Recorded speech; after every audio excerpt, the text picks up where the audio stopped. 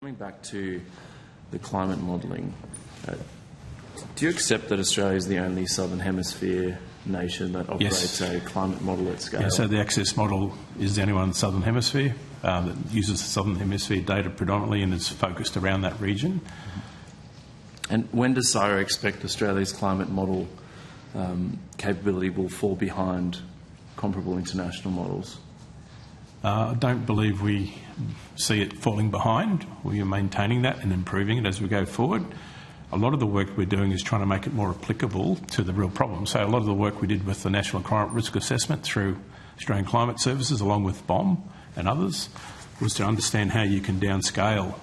A lot of that was done around CMIP6, but how do you downscale those model predictions to make them usable when you're trying to look at hazards and impacts in more localised areas? In some cases, regional is good. In some cases, you really ultimately need to get down to asset level to understand the hazard and the risks. So we've been doing that work actively, and we continue to do that work. You said make it more applicable to the current problem. What is the current problem?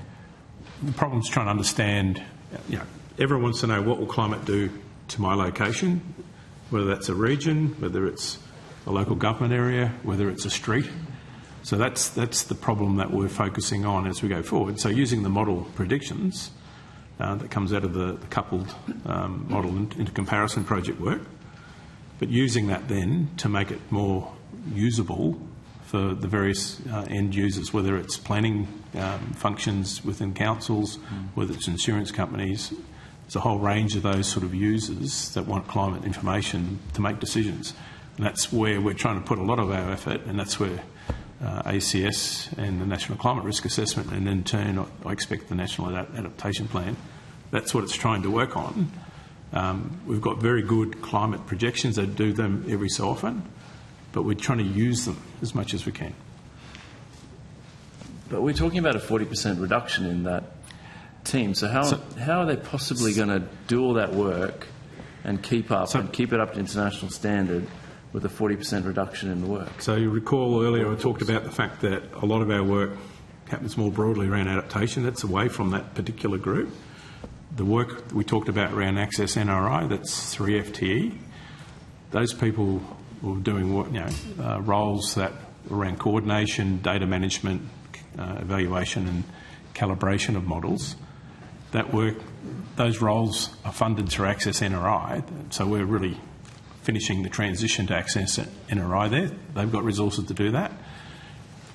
We are focusing on applying the models. That's where we think we add greater value. So we're a user of the models, but we're applying them. But, I mean, you won't tell me how many people have actually been lost from the climate modelling team.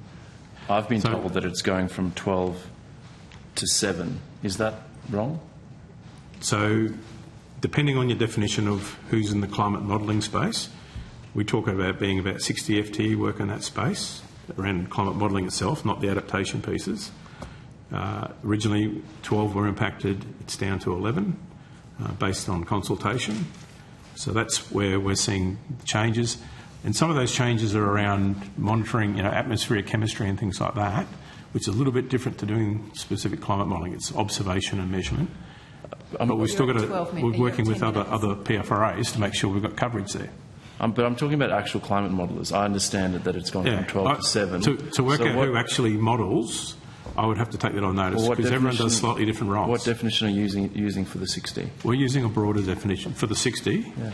So it takes people who are good at coding, takes people who are good at basically managing data, it takes people who are good at actually running the models and improving them, looking at the actual physical processes that are taking place. So there's a whole range of different skills there. Some people are taking measurements and doing observations, which becomes input data to that. So it's an ecosystem, but the ecosystem can still undertake that work going forward. But we're trying to understand more about the adaptation applications. That's where we see the science priority. We still see very much importance around doing the modelling. It's a really critical input, but we think it's a mature space that we're more comfortable in. Adaptation is the place where we haven't made as much gain, and that's where I think we have to put more emphasis.